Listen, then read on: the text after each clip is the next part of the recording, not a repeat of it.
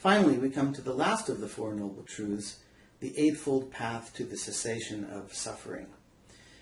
Now, there are, of course, 8 different aspects to this path, as the name would imply, but it's easier to break this down into 3 major areas. And so the first has to do with wisdom, and the basic idea here is that you would want to have this right understanding, right intention. So first you have to have the basic understanding of the interconnectedness between things and the way that karma works. So you have to, part of this path is to develop an understanding of some of the ideas.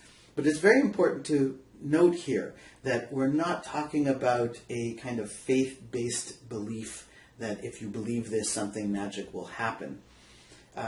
It's not that you get the full understanding right away, or that you start off with right understanding and then step by step move to the final goal. But rather it's a wheel, and all the different elements are interrelated. So the more deeply that you understand the true nature of things, the more you'll be able to properly get to the other elements on this path. And the more you develop a particular element, the more it feeds back and you are able to advance further with the others. And so it's not about taking on faith whatever the Buddha said, but using that as a starting point, and then through your experience along the path, that gradually your understanding will deepen and deepen. And the Buddha really makes it clear that it won't help you to simply take things on faith, that you can't really make any significant advance towards the cessation of suffering unless you personally experience these things, right? So this is a path that needs to really be followed, and in that sense it's quite different from a faith-based tradition. Later on in the other lectures, we'll see how other kinds of Buddhism develop, and some of them have a significant place for faith. But that's not really what the Buddha taught. He's not particularly interested in people just believing things because he said it. They need to kind of do the experiment for themselves and realize these things for themselves. So the second section is morality. That's where you start to implement these ideas.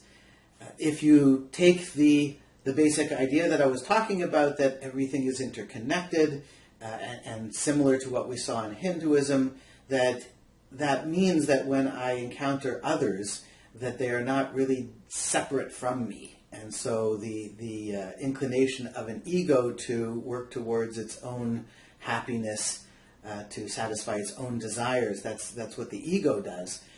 That's precisely the wrong impulse. And so as we let go of the ego and we come to see ourselves as interconnected with others, then we naturally will act in ways that take their suffering into account, and therefore are more moral from a kind of a regular human perspective. So right speech, right action, right livelihood. You can move towards that realization by consciously being careful about what you say. Don't talk bad about people. Don't talk behind people's backs. Don't say things that will hurt people. Don't take on a job that's going to engage in conduct that's going to be harmful to others. Don't steal. Don't lie. All these basic moral ideas. It's not that you're following them because God said you should. It's because when you act in ways that are more egocentric, it takes you further from your goal. Whereas when you act in these moral ways, you come to more deeply understand our interconnectedness through practice itself. Okay, so we have that kind of being in the world aspect of engaging in moral conduct. And finally, we get the last elements that are focusing on meditation. And the idea here is that as we develop our understanding of the way things are, and as we put it into practice in moral action, we also need to be going a little bit more deeply into our level of consciousness. And as I mentioned before, that the practice of mindfulness meditation helps to stabilize the mind, but it is combined with another kind of meditation called samatha, which is a calming meditation, So we have these two kind of going together. You do the deep breathing, it calms the mind, it stabilizes it.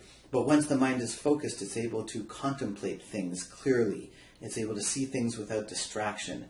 And so in the sutra where the Buddha talks about this, he goes on beyond just the breath-based meditation that you would have done in the mindfulness contemplative event, to start analyzing things like the body and the mind and the basis for attachment. And so you're actually supposed to contemplate those things in a philosophical way. And through this whole process, one continues to understand more deeply, to put it into practice more morally, and to get to deeper and deeper levels of the mind. As a result, you can reach that final goal where you understand perfectly, your actions are not harming anybody, and your mind has reached its kind of identification with the totality. And that would be nirvana. So there's the path, and I'll leave it there for now, and we'll talk about it in class.